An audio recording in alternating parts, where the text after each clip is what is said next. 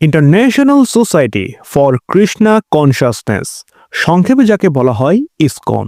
ISKCON যদিও একটি সনাতন ধর্মাবলম্বীদের সংগঠন, তবে এর প্রতিষ্ঠা কিন্তু ভারতে নয় বরং যুক্তরাষ্ট্রে। এর প্রতিষ্ঠাতা ছিলেন স্বামী প্রভুপাদ।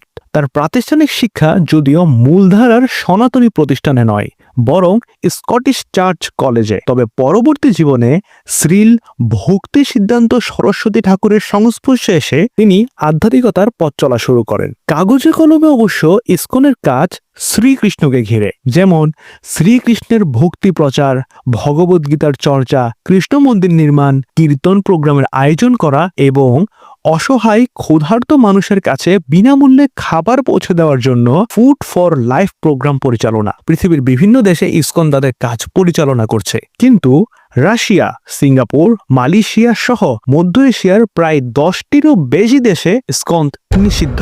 কিন্তু এর কারণটা কি? কারণ খুঁজতে গেলে দেখা যায় এত ভালো কাজের আড়ালে ইসকনের একটি ভয়ানক রূপ লুকিয়ে আছে। ইসকনের বিরুদ্ধে প্রথম অভিযোগ উঠে তার জন্মভূমি আমেরিকায়। সময়টা 1970 থেকে 80-র দশক। ইসকনের প্রতিষ্ঠাতা স্বামী প্রভুপাদ শিশুদের কৃষ্ণ ভাবনা শিক্ষা দেওয়ার জন্য শুরু করেন গুরুকুল ব্যবস্থা। প্রথমে সবকিছু ঠিকঠাক থাকলেও ধীরে ধীরে উঠে আসে শিশুদের উপর নির্যাতনের সংবাদ, যেমন শারীরিক নির্যাতন, মানসিক নির্যাতন, পাশাপাশি খবর পাওয়া যায় যৌন নিপীড়নের। তখন ইসকনের বিরুদ্ধে আমেরিকায় $400 মিলিয়ন ক্ষতিপূরণের মামলা দেওয়া হয়, যা ছিল যুক্তরাষ্ট্রের ইতিহাসে অন্যতম বড় ধর্মীয় প্রতিষ্ঠান বিরোধী মামলা। কিন্তু এই তো সবে শুরু। রাশিয়ায় অত্যন্ত জনপ্রিয় অর্থোডক্স চার্চের মতে ইসকন বিদেশি মদতপুষ্ট ও ধর্মীয় গোড়ামি ভিত্তিক প্রতিষ্ঠান। তাদের মতে ইসকন রাশিয়ার সাংস্কৃতিক এবং ধর্মীয় চর্চার জন্য হুমকি স্বরূপ। রাশিয়ার রাজনীতিবিদ এবং বুদ্ধিজীবীরা তো ইসকনকে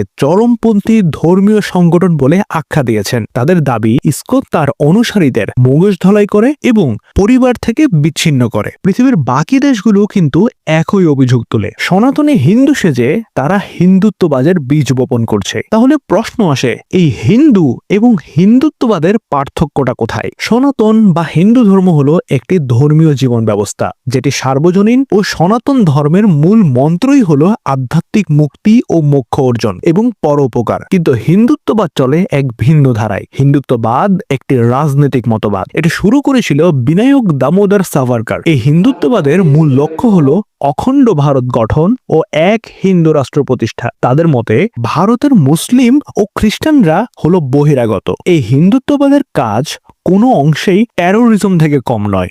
ভারতের বর্তমান বিজেপি সরকারের মূল ভিত্তি হলো এই উগ্র হিন্দুত্ববাদ।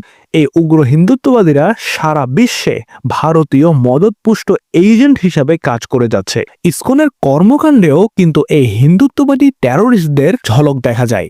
বাংলাদেশে ইসকন একটি শান্তিপূর্ণ সনাতন এনজিও সংগঠন হিসাবে নিবন্ধিত হলেও ইসকনের সদস্যরা দেশের রাজনীতিতে বারংবার হস্তক্ষেপ চালাচ্ছে। বারবার দেশের মূলধারার সাধারণ সনাতনীদের মগজ ধোলাই করে সাম্প্রদায়িক উস্কানি দেওয়াই যেন তাদের নিত্যদিনের কাজ। অথচ এই হিন্দুত্ববাদী সংগঠন সনাতনী হিন্দুদেরকেই নির্যাতন করতে পিছপা হয় না। এই যেমন ঠাকুরগাঁয়ের একটি মন্দিরের ঘটনায় দেখা যাক। ঠাকুরগাঁয়ে একটি মন্দিরের জমি দখলের দাবি জানায় ইসকন, অথচ এই মন্দিরটি সাধারণ সনাতনীরা দীর্ঘকাল ধরে তত্ত্বাবধান করে আসছে। 2009 সালে ইসকন সদস্যরা মন্দিরের সাধারণ হিন্দুদের সাথে সংঘর্ষ বাঁধিয়ে দেয়। ফলে ফুলবাবু নামে একজন সাধারণ সনাতনী শান্তিকামী হিন্দুকেই ইসকন সদস্যরা খুন করে। 2016 সালে একই ঘটনা ঘটে প্রবর্তক সংঘ মন্দিরকে নিয়ে। সেখানে ইসকন সদস্যরা 12 জন শান্তিকামী হিন্দুদের নির্মমভাবে আহত করে। 2016 সালের এক ভিডিও ফুটেজে দেখা যায় ইসকন মন্দির থেকে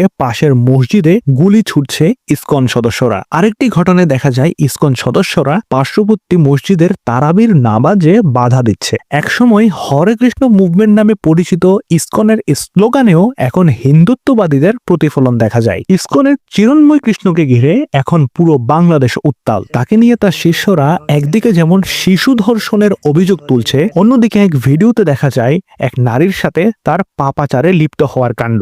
ধৈর্যের বাঁধ তখনই ভেঙে যায় যখন তিনি বাংলাদেশের মাটিতে দাঁড়িয়ে বাংলাদেশের সাধারণ সনাতনী জনগণকে উস্কানিমূলক ভাষণ দেয়। তাকে গ্রেফতার করে আদালতে উপস্থাপন করা হলে তার জামিন না মঞ্জুর হয় এবং এই সকল হিন্দুত্ববাদী ইসকন সদস্যরা চট্টগ্রামের আদালত প্রান্তরে ব্যাপক ভাঙচুর চালায়। পাশাপাশি মুসলিম আইনজীবী সাইফুল ইসলাম আলিফকে তারা নির্মমভাবে কুপিয়ে হত্যা করে। এর আগেও ইসকন সদস্যরা দফায় দফায় সাধারণ জনগণ, পুলিশ, এমনকি বাংলাদেশ সেনাবাহিনীর উপরেও হামলা চালায়। ইসকন ভারতের মদতপুষ্ট এর চাক্ষুষ আরেকটি প্রমাণ হলো সম্প্রতি বিজেপি নেতারা চিরন্ময় কৃষ্ণের মুক্তির দাবিতে বিক্ষোভের ডাক দেয়, অথচ চিরন্ময় কৃষ্ণের করা সকল অপকর্ম সকলের সামনে স্বচ্ছ কাচের মতো পরিষ্কার। এখন প্রশ্ন উঠেছে বাংলাদেশের সার্বভৌমত্ব রক্ষার। যে কোনো জঙ্গি সংগঠন একটি দেশের জন্য ক্যান্সার স্বরূপ। সকল জঙ্গি সংগঠনই ধর্মকে ঢাল বানিয়ে একটি দেশে উগ্রবাদের চর্চা করে এবং তারা দেশকে নিয়ে যায় একদম তলানিতে। তাই এখন উত্তরটা